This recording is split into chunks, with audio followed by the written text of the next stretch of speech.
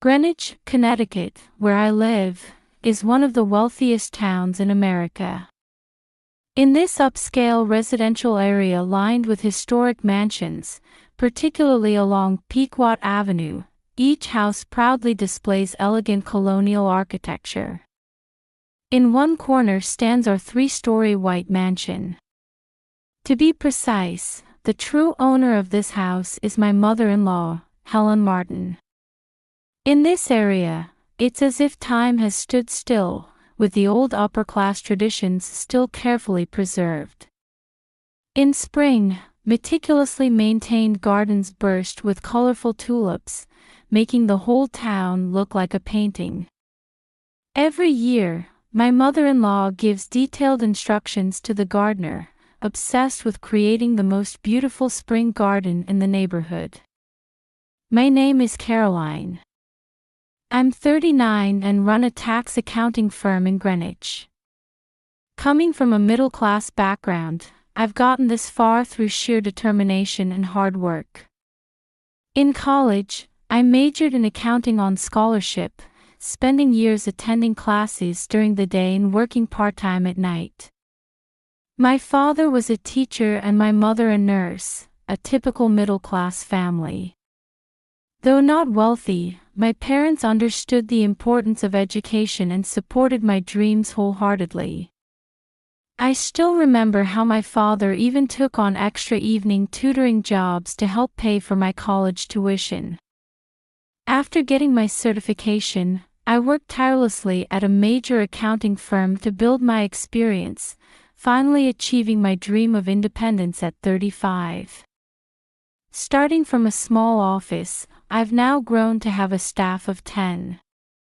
My clients range from local small businesses to major corporations in New York. I've particularly earned the trust of women business owners, building relationships beyond mere tax matters as their trusted advisor. Last year, I was elected to the board of the Greenwich Chamber of Commerce. I met my husband Greg 10 years ago while doing tax consulting work for his IT company, which was a client of the accounting firm where I worked. He was a 43-year-old middle manager with a gentle and intellectual demeanor. I was drawn to his sincere personality from our first meeting. Our first date was at a small Italian restaurant on Greenwich Avenue. I still remember how surprised we both were that night to discover how many of our values aligned as we talked about work, future dreams, and family. When I decided to marry him, I was convinced we could build an ideal family together, given his sincere attitude toward work and, above all, his genuine support for my career. However, the decision wasn't easy due to strong opposition from Greg's mother, Helen. The marriage was finally approved with one condition: living together with Helen. Though hesitant at first, I accepted the condition out of my feelings for Greg. I still vividly remember the day I first met Helen before our marriage. It was in this house's spacious living room. Helen appeared impeccably dressed, and while she maintained a superficially pleasant smile, her eyes clearly showed wariness. I could clearly sense the contempt for my middle-class background behind her words. "Oh, an accountant? What a lovely profession." Helen is 67 years old, from a prestigious Connecticut family, and taught at Greenwich High School for many years. She still holds considerable influence in local social circles. As a key member of the Junior League, she hosts various charity events and commands respect from many people with her refined manner and solid education. Every Wednesday, she holds ladies' tea gatherings in this house's dining room. While local society ladies elegantly enjoy afternoon tea, important local information is actually being exchanged. Our family lives on the third floor. The second floor is Helen's living space, and there's an unspoken understanding that the first floor is for parties and guests. Though we share the kitchen, we try to avoid running into each other by using it at different times. Still, we inevitably cross paths during breakfast and dinner preparation times. On such occasions, Helen always makes indirect complaints about my cooking methods and how I use the kitchen. My daughter Lily is now an 8-year-old second grader. She has a bright and pure personality and especially loves drawing and crafts. Just the other day, she happily reported that her family portrait drawn in art class was displayed in the hallway and received special praise from her teacher. The picture showed our family of 4 standing hand in hand, smiling. I remember feeling complicated emotions seeing everyone, including grandmother Helen, depicted so happily. Lily has a sensitive and kind heart, always wanting to feed neighborhood kittens when she finds them. At school, she serves on the library committee and sometimes reads books to younger children during breaks. I cherish my daughter more than anything. Though I often can't spend as much time with her as I'd like due to work, we make sure to enjoy picnics at Bruce Park every weekend. Helen maintains a superficially kind attitude toward Lily. She buys her expensive toys and clothes, and chooses activities befitting an upper-class child: piano, ballet, and French lessons. However, sometimes she makes sarcastic remarks about Lily's honest behavior, saying things like, "Oh, just like your mother." Each time, my heart feels constricted. My day starts early. At 5 a.m., my day begins with brewing a cup of coffee while gazing at the still dark outside. This time of day, I can have the kitchen to myself. Making my daughter's lunchbox and breakfast, organizing the family's laundry, and final review of work documents. This quiet time is also precious recharging time for me. I always keep fresh ingredients in the refrigerator, and baking Lily's favorite blueberry muffins is part of my daily routine. At 6 a.m., I wake up the family. Greg helps with the dishes before heading to work. While my husband is usually cooperative with housework, lately he's been different. Especially on days when his mother joins us for breakfast, he becomes vague, as if in a fog. Last week, I heard he was severely scolded after praising my home cooking in front of his mother. Helen's friends maintain a tight network through social media. There's apparently a private Facebook group called Greenwich Ladies Circle where various information circulates. I occasionally hear fragments of stories from neighborhood mom friends. In this town, reputation acts as an invisible force influencing people's lives. Even now, the wishes of old established families carry great weight. This morning too, I was preparing to head to the office after buying coffee at Le Pain Quotidien near Bruce Park. Outside the window, elegant morning sunlight makes the street trees' leaves sparkle. Life in this town has certainly brought many opportunities and possibilities for our family. But lately, I've begun to sense something like a shadow within that brilliance. Especially as Thanksgiving approaches, that shadow seems to grow darker. This year's Thanksgiving party is supposed to be larger than usual. Helen has already begun various preparations. She seems to view it as a perfect opportunity to demonstrate this house's prestige by inviting influential people from town. Last year, I was able to distance myself from party preparations citing poor health, but this year that won't be possible.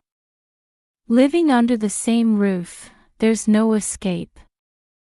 While things appeared peaceful on the surface, I could sense something was definitely changing underneath. It was something as vague and elusive as morning mist, but it definitely existed. And instinctively, I understood it was something that could shake the very foundation of our family. I involuntarily tense up at the sound of Helen's footsteps from the kitchen. 1 week until Thanksgiving. The oppressive atmosphere in this mansion seemed to grow heavier day by day. The conflict with my mother-in-law had begun from the start of our marriage. However, recently, that relationship had entered a new phase. The atmosphere in the house feels increasingly heavy with each passing day. The first crack appeared during wedding preparations.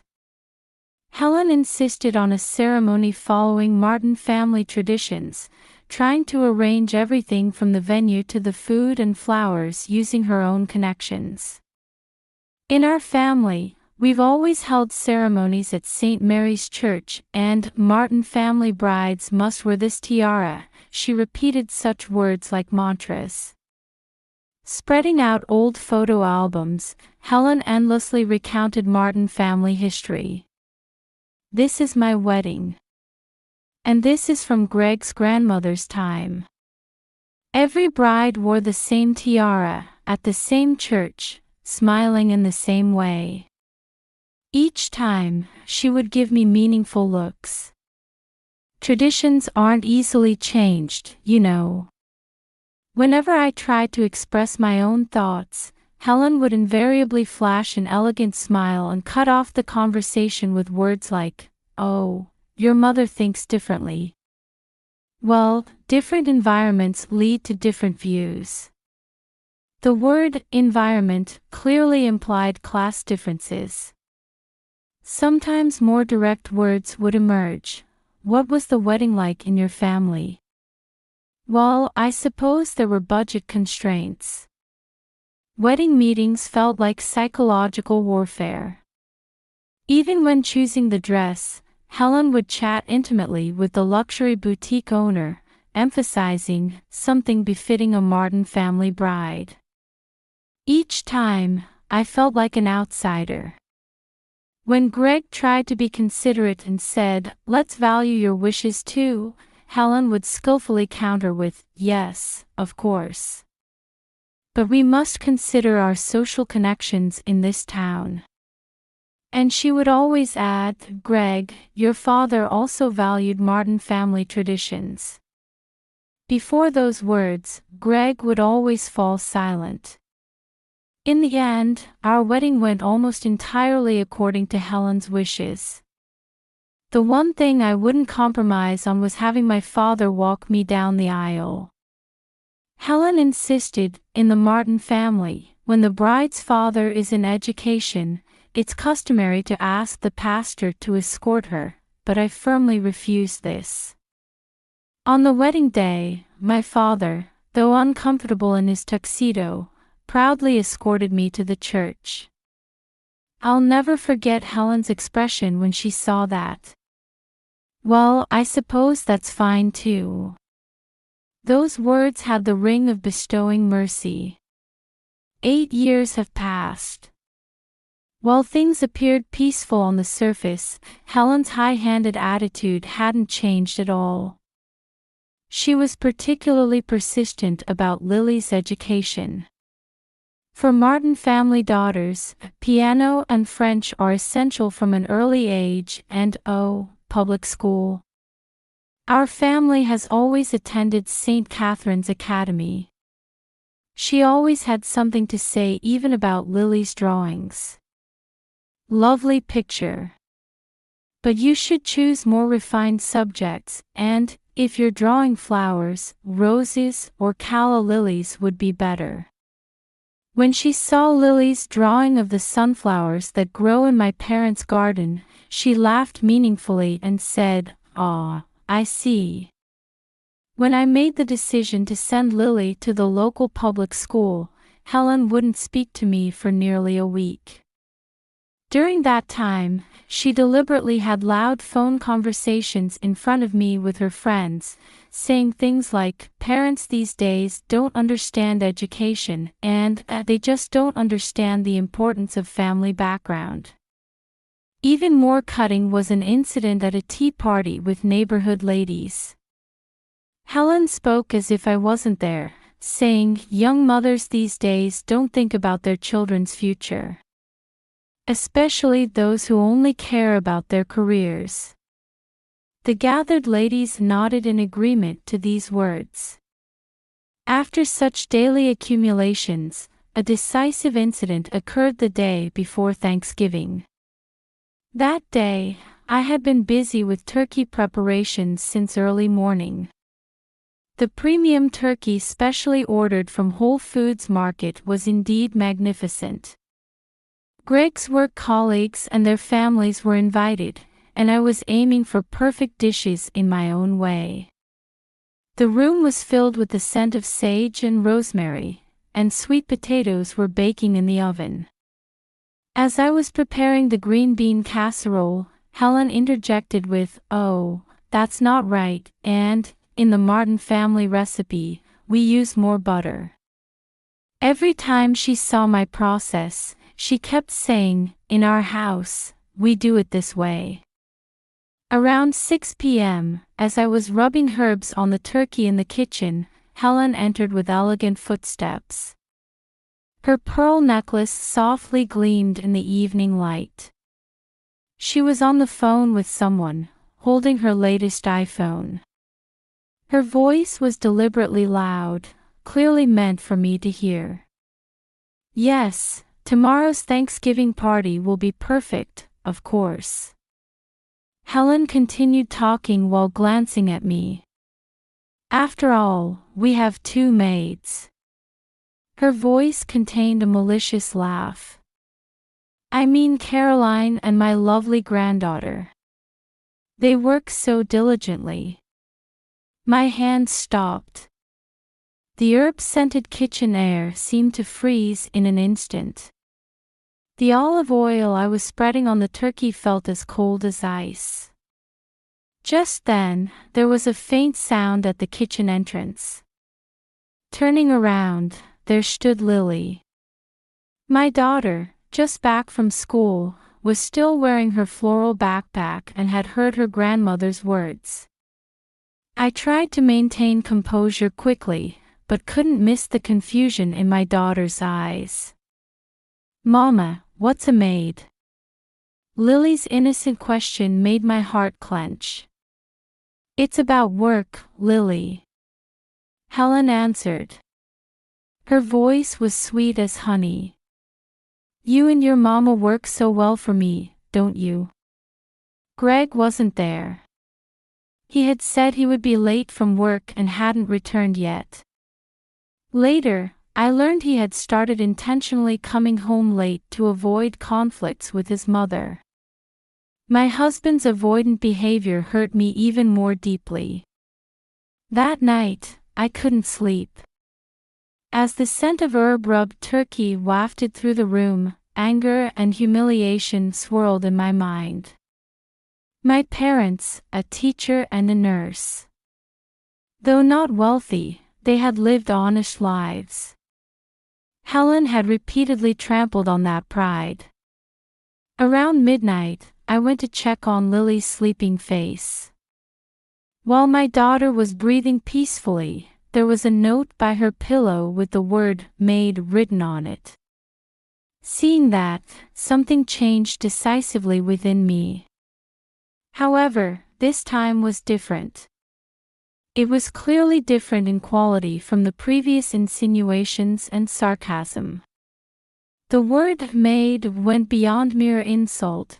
It was a denial of our very existence as mother and daughter. Moreover, to say such things in front of Lily. Looking at Greg's sleeping face beside me, I let out a deep sigh. Disappointment in my husband welled up. He is a kind husband and good father. But in front of his mother, he becomes a different person, indecisive. I can't let this situation continue as is. Staring at the ceiling, I turned thoughts over in my mind. Tomorrow's Thanksgiving party. Over 30 invited guests. upper-class society customs and appearances. If I fight back, I'll surely pay a heavy price. But if things continue like this, Lily's heart will be warped.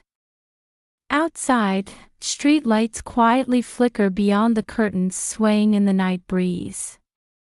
In the moonlight filtering through the window, my resolve quietly solidified. I'll use this MAID comment as a trigger. But how? I want to avoid direct confrontation. I need a method that's more subtle but certain. And that method would come in an unexpected form.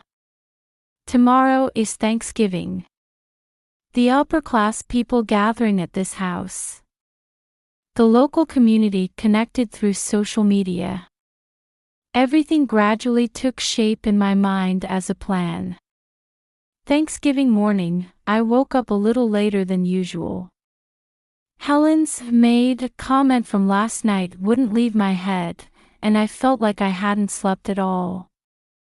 Next to me, Greg was still breathing steadily in sleep. My husband hadn't said anything about last night's incident.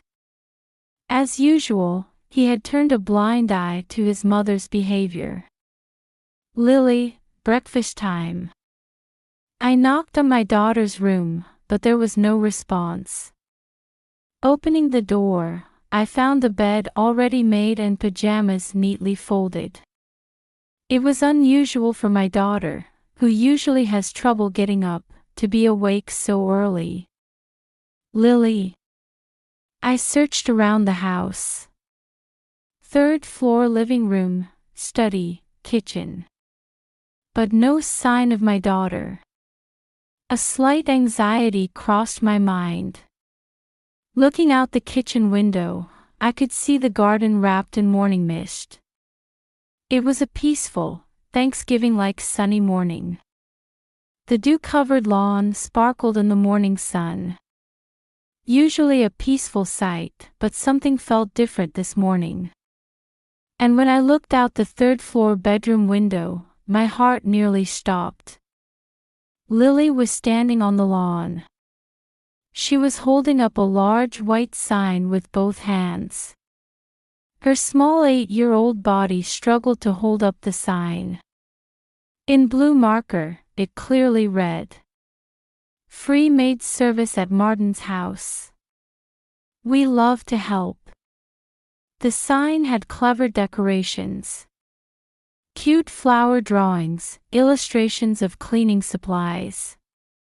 At first glance, it looked like a child's drawing, but there was clearly calculated cuteness, perfect innocence, clearly executed by an adult's hand, distinctly different from Lily's drawings. People enjoying their early morning jogs on the street began to stop. Amidst the quiet of the upscale residential area, the scene commanded a strange presence. Some people started taking out their smartphones. Caroline. What is the meaning of this? An unbelievable scream came from behind. Turning around, there stood Helen. Perfect makeup and an expression on the verge of tears.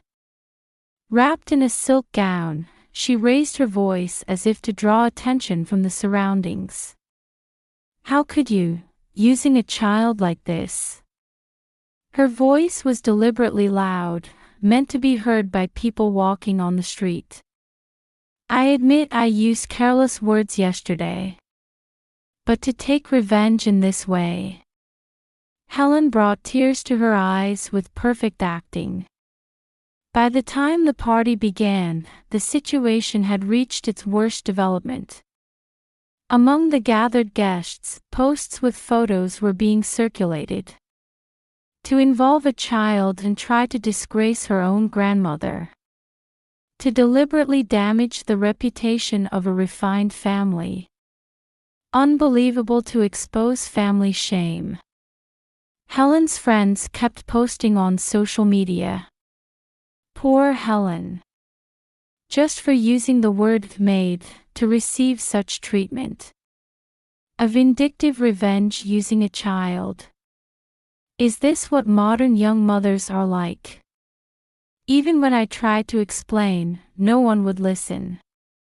Rather, they viewed me with increasingly cold eyes as I tried to make excuses. Even Greg only showed a bewildered expression, asking, "Why would you do such a thing?" That night, after the party ended and the cleanup was finished, I watched my daughter's sleeping face. Lily still doesn't understand what she was made to do. Much less does she know that she was used in her grandmother's scheme. "Mama," Grandma was crying. "Did I do something bad?" Before bed, Lily asked this. My heart tightened at her innocent eyes. Being set up using my daughter. The calculated performance and thorough preparation. And my own incompetence in not seeing through it. Amidst various swirling emotions, a certain resolve solidified. Outside the window, street lights flickered quietly. Stars twinkled sparsely in the Thanksgiving night sky. In the darkness, I whispered, "I'll reveal the truth by Christmas." Since the Thanksgiving incident, my relationship with my husband had remained at its worst. That day, Greg completely believed his mother's performance and blamed me. "Why did you do such a thing? Why use our daughter to embarrass Mother like that?" No matter how many times I explained, my husband just shook his head. Mother was crying. "I never knew you had such a mean side." My words must have sounded like mere excuses. Eventually, Greg started sleeping in the third-floor guest room. We ate separately. Even conversation was kept to the bare minimum. I also caused awkward feelings for Lily. Rumors had already spread at school, and classmates' mothers began avoiding me. Still, Lily maintained her smile every day. Her strength saved me many times. Christmas party preparations had begun 2 weeks in advance. This year, there would be more visitors to the mansion than usual. Helen had garnered sympathy as a victim of the Thanksgiving incident. She planned to use that reputation to invite the pillars of Greenwich's social circle. Especially this time, Junior League executives were invited. The most influential women in this town's social circle. For Helen, it should have been the perfect opportunity to cement her position. December 23rd, 5 p.m. In my third-floor room, I was putting on a specially prepared outfit. A pure white apron dress. Adorned with delicate lace, perfect length. An attire reminiscent of old-time British maids like those in Downton Abbey. Made with the finest fabric imported from London, carefully tailored stitch by stitch. Hair carefully arranged, makeup understated. At the neck, just one silver brooch supposedly inherited from the previous generation. Shoes also specially chosen, modest black heels. Even the manner of movement, everything was calculated. "Mama, I'm ready too," Lily called out. My daughter too was dressed in a modest maid's uniform of the same design. Specially tailored to her size, it was as perfect as a stage costume. The white lace collar enhanced my daughter's loveliness. "Remember what we're doing?" "Yes." "Being perfect maids, just like Grandma said." My daughter's eyes sparkled. Of course, Lily doesn't yet understand what this means. That innocence would be our greatest weapon tonight. 6 p.m., the party begins. Already, lively voices could be heard from downstairs. About 20 relatives plus more than 10 guests from social circles. A magnificent Christmas tree sparkled in the entrance hall, and the sound of champagne corks popping echoed. Most of Helen's acquaintances must know about the Thanksgiving incident. And they've come to confirm the truth. Time to let her taste the consequences of setting me up at a party she had prepared so perfectly. Finally, our turn. Standing at the top of the grand staircase, I took a deep breath. This would be the stage for a complete reversal. As we descended the stairs, the atmosphere in the venue instantly froze. Ladies and gentlemen holding champagne glasses stared at our appearance. And in the center, Helen's frozen figure. Her champagne glass nearly slipped from her hand. "Madam Helen," I called out while gracefully curtsying.